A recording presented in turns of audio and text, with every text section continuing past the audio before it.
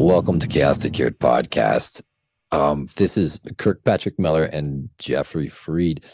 This is going to be the third season, and I really feel like if you're going to listen to a podcast, definitely start with the second season. It's a good way to roll in.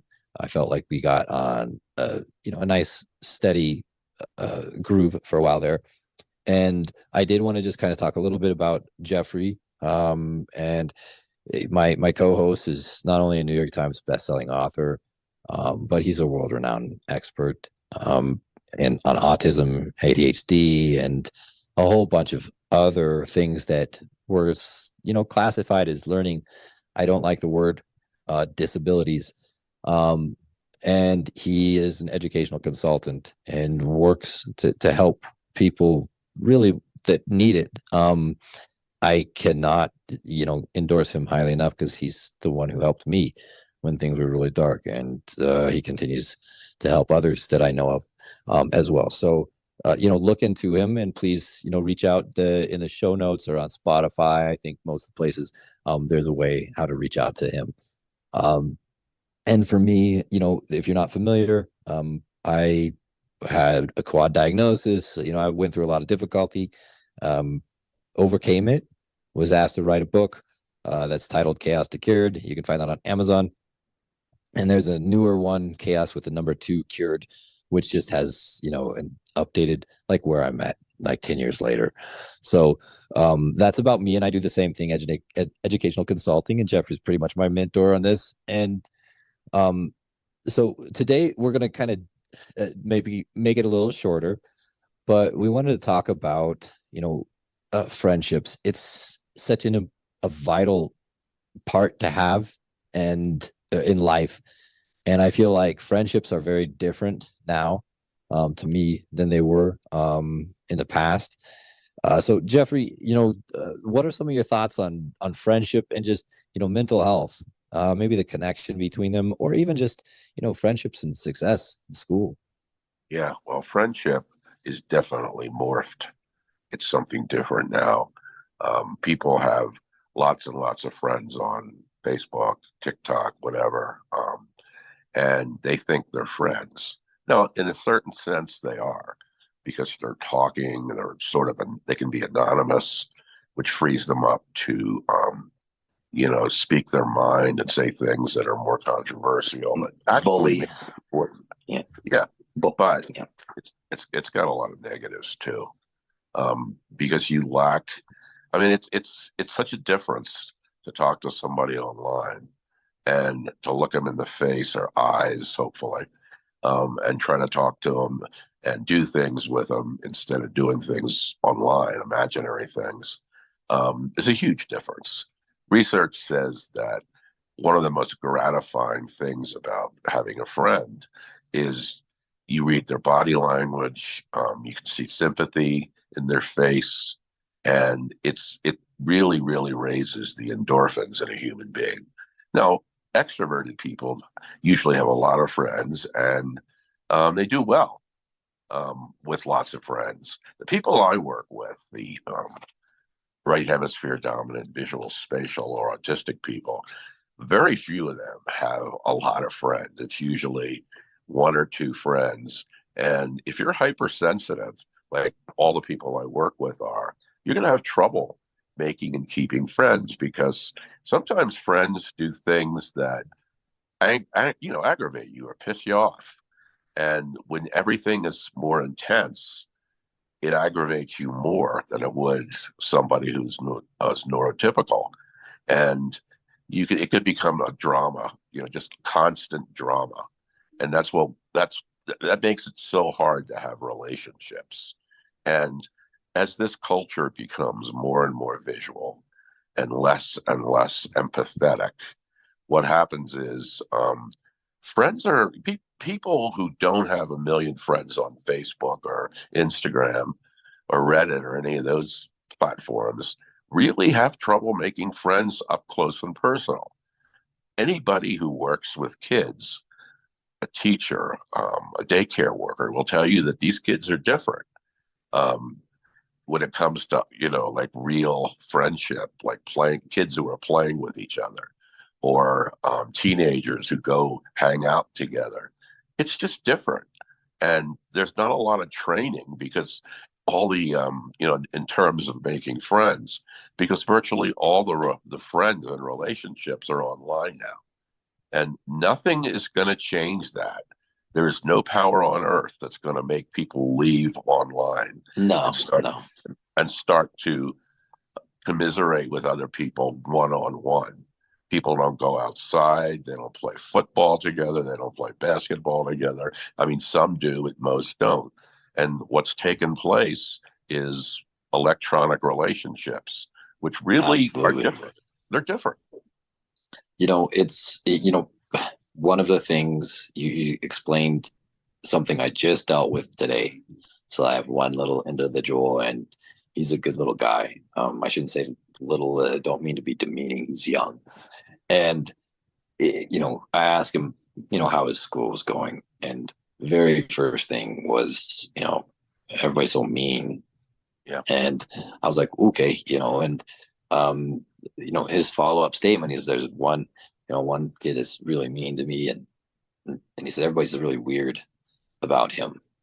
And my instantaneous feel was, and I asked him, I was like, so no, you mean no one stands up to him because they're scared? And he said, yep. And I was like, and you're scared too? And he's like, yeah.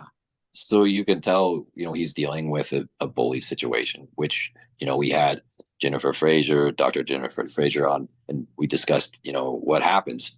You can see the trauma from bullying on a brain scan. You can physically see it. So we know that these kids are in environments where, one, they're, I want to back up for 2 seconds, because I wanted to say, I asked a follow-up question. I said, when you go into school, and I was like, how often do you feel just overwhelmed? Like, and if you have a friend and they're having a rough day, does it kind of pull you down? Do you feel, almost like what you would call like a codependent relationship? I bet you can kind of guess why I asked that question, right? And I bet you can guess the answer. What do you think it was? I don't know. You tell me. Absolutely. So as we've talked about in the past, individuals who are diagnosed with, what they call on the spectrum or autism, feel more. Yep. His description, I didn't want to spoil it, and because we've talked about it in the past on the show, but his descriptions matched everything we said. He said he's just, they get offended easily. he gets upset, explodes, and what happens is that leads to loss of a friendship. So you said the drama, right? That overreaction. You said it so well, and that's something that, a lot of times, I do want to point out that depression and anxiety, both of those often come out as aggression. And yeah, and so a lot of times people that are teachers, they look at this individual who's shouting and angry, and the instinct is to punish and shout back. And of course, the teacher really can't do anything. So let's take them out of the equation. Poor teachers really don't have really authority to do much. So in any circumstance, if somebody's, screaming or yelling, if you watch any video online, the typical reaction is to yell back. Yeah. Usually a lot of these individuals that I see blowing up, they're at the end of the rope. They're overwhelmed, and this comes out as this huge explosive act, and people are too stressed. Relationships, like you said, are strained. So when we jump back to all of the stuff, I think a lot of the depression, anxiety, and some of the aggression we're seeing is coming from the lack of that physical, togetherness. Like when I was growing up, yeah, we still had video games, but we would sit together on a couch, like, 4 of us or 6 of us. It was definitely a social exercise. Event. Yeah. Even watching a football game, it was together. Now, I go and I watch, even like, you go to a football party, sometimes it's weird. And when people are watching on their own phone, You know, I'm like, really? So why did we even get together? Like, what's the point? And that is not just about football. I mean, everything, movies, everybody has an option to watch their own thing because most families, the percentage is pretty scary, actually. Even across the globe, there's a pretty high percentage of people that have phones, and at least phones that can display a movie or YouTube. So almost every single person can have their own, control of what they watch. And Entertainment. I think part of, don't you think like growing up, what helped was you got together with friends and you didn't all agree on what movie you wanted to watch. And so you had to come to a compromise. Well, there's that, and then you used to be outside, so You're playing. Yes. you weren't sitting inside eating snack foods and getting fat, and working on diabetes. Oh Um, my goodness. You know what? And that brings us to like nutrition. That's another thing that there's so much, information on that now. That just even, B12, vitamin D, like you said, getting outside, that actually helps you get some of the vitamins you need. And and if you you're don't have burning vitamin, calories. yeah, well, you're burning calories. And without vitamin D and without some sunlight, you don't create as much vitamin B. I mean, there's a whole loop between all of these vitamins, and getting outside is actually one thing we need to do more of.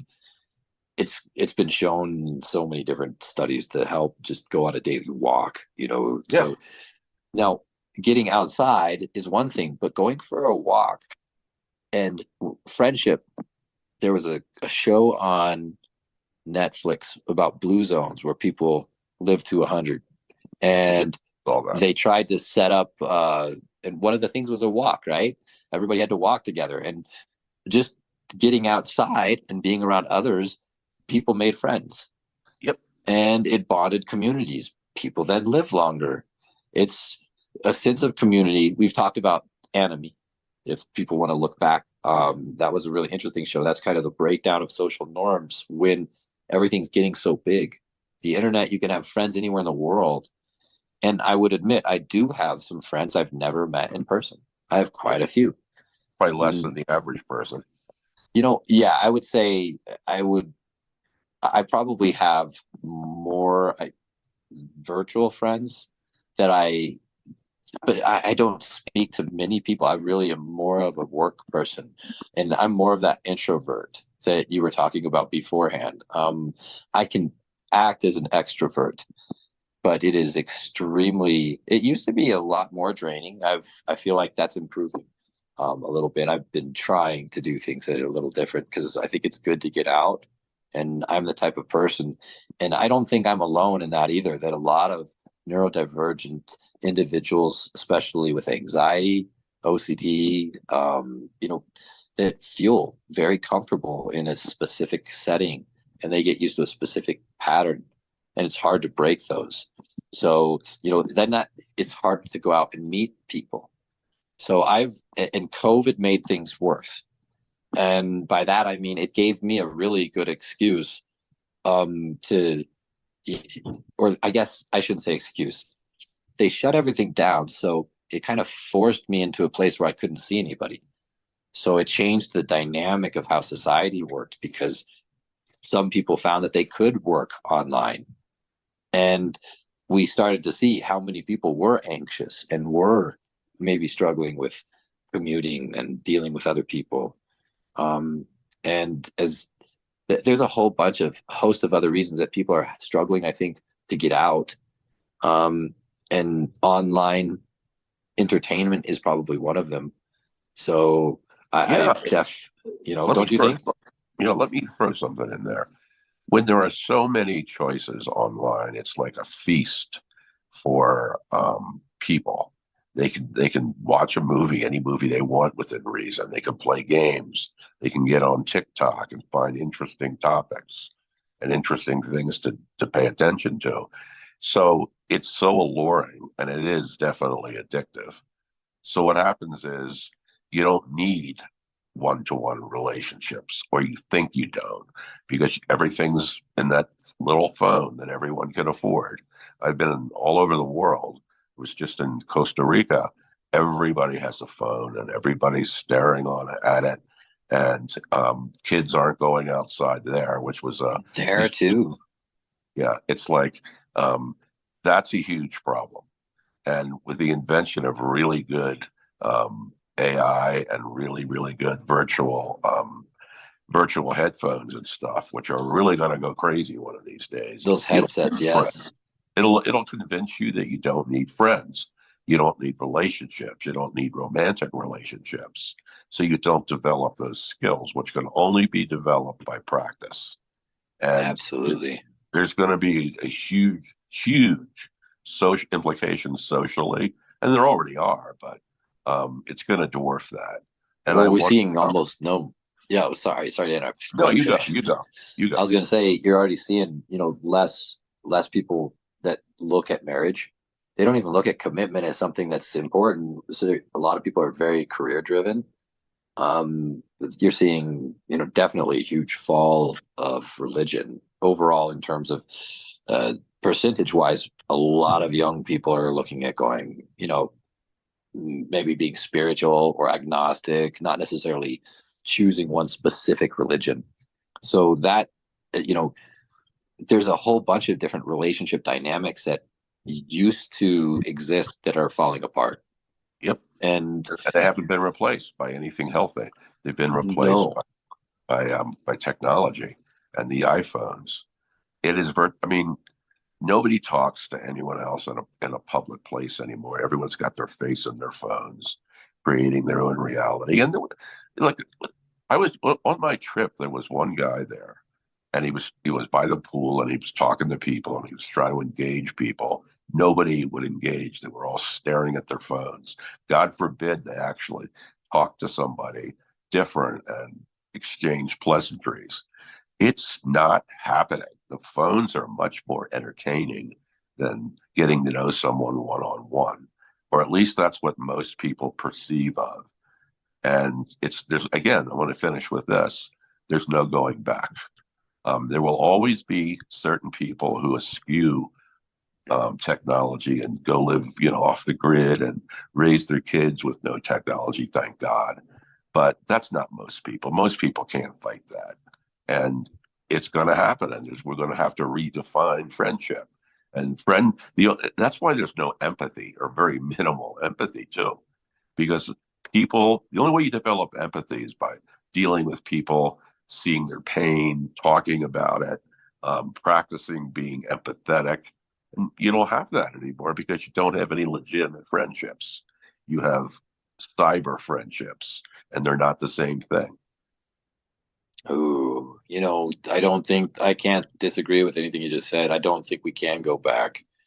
I think the best that you can really do is play defense. And by that, I mean, if you're an individual, for me, I really try to stay towards platforms that are honestly more text-based. So a lot of people like Reddit. I've never tried that one. I use Twitter. And at least there are common connections. And I know people have that through, Facebook and other things. It's just different without seeing the individual, without being able to hear tone. There's so many things that are missing. And as you said before, all those things need to be taught. And actually, you brought up a really important thing that we've never really discussed, and be kind of a fun thing, is just to do a whole show on what we think should be taught in school. Because I think there's some really cool things. That would be one aspect I think that's needed. They need to bring in, experts, or teachers how to do this. And again, that teachers can't do it. Well, this is happening. It's happening. That's very interesting because is it? a client that I spoke to earlier today is going to go to a school where in the schedule is socialization skills, where they meet with an expert, a teacher who teaches socialization skills and empathy. So what that is a reaction to what's happening, the sense of a complete loneliness and it's attempting to combat it. Now, it's one school, and I know Yeah. there are schools in the country that do that. That's got to be universal, but we Well, can't agree yes. on anything in this country, and Yes. so, and That's some people will think it's encroaching on people's privacy. You can't get anything done, but that's a good, healthy movement. And you need to teach pretty much everybody social skills. There are a certain percentage of people who have it innately, but they're not a large percentage of the population. And agreed. yeah, I mean, we have to teach overtly in our curriculum stuff like that. Um, it's one of the things that is going to have to be done universally. And I'm sure Body it'll be. language, Yeah, how to reactions. read body language, and kids love it. They think it's Oh, very valuable. So I you think know, that's a hopeful thing. so that's wonderful. Is that a private school or charter Charters, school? Yeah. charters. So, I would love, like you said, it needs to be instituted across the board. There's a whole bunch of things that I would want to add on to that. But, as far as friendships go, you know, the the key thing, is with the two or three friends that you have that you're close with, try to get together with them. I have I have a problem with putting work before getting. I mean, I saw my best friend. I think last year. It was not good. I haven't seen you, Jeffrey, in like a year. That's not good. You No, want to make sure that you get out and get together. And honestly, the reason why in the past I struggled with that is anxiety.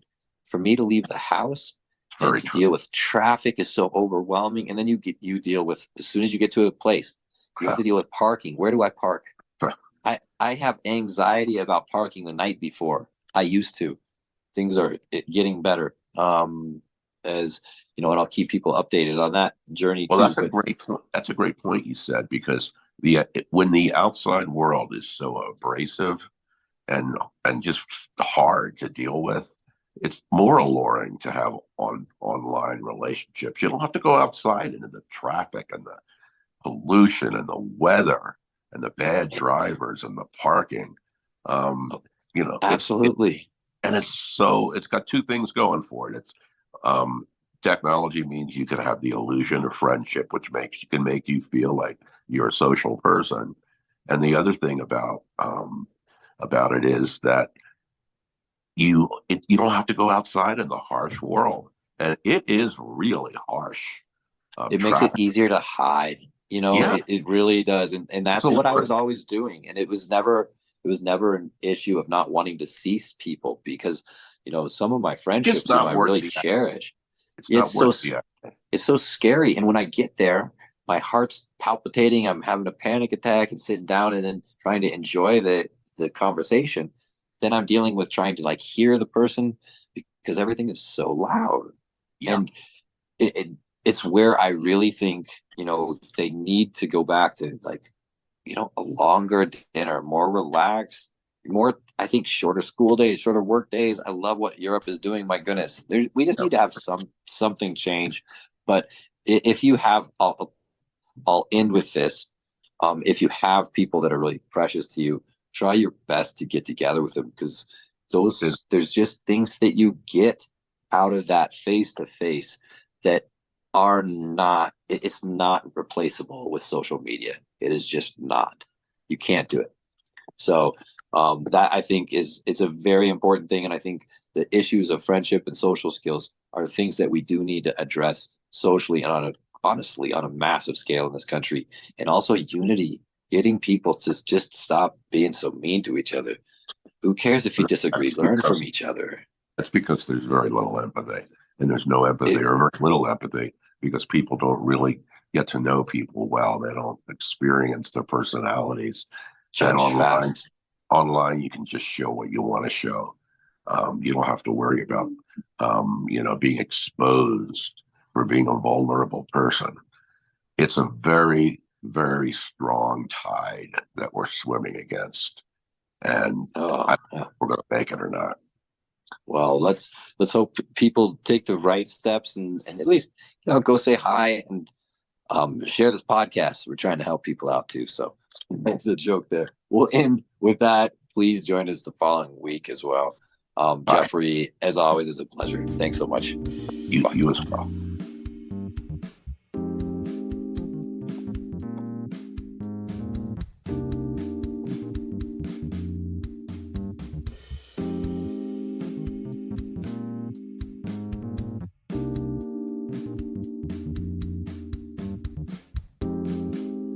Thank you so much for listening to Chaos2Cured podcast. If you enjoyed the show, please share it with everyone you know. And definitely like, follow, and subscribe.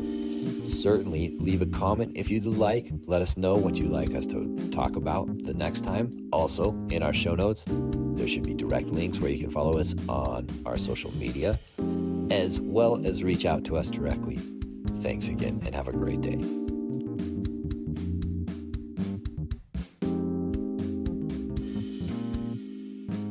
The views, thoughts, and opinions expressed on Chaos2Cured podcast are the speaker's own. All discussion is based on our own experiences. We do not and cannot guarantee the accuracy or completeness of any information. Chaos2Cured podcast cannot give medical or health advice. All discussion is based upon our personal experiences and meant for general and educational purposes. This podcast is not a substitute for professional help or for diagnostic purposes for yourself or another. Chaos2Cured podcast always encourages you to consult an appropriate professional.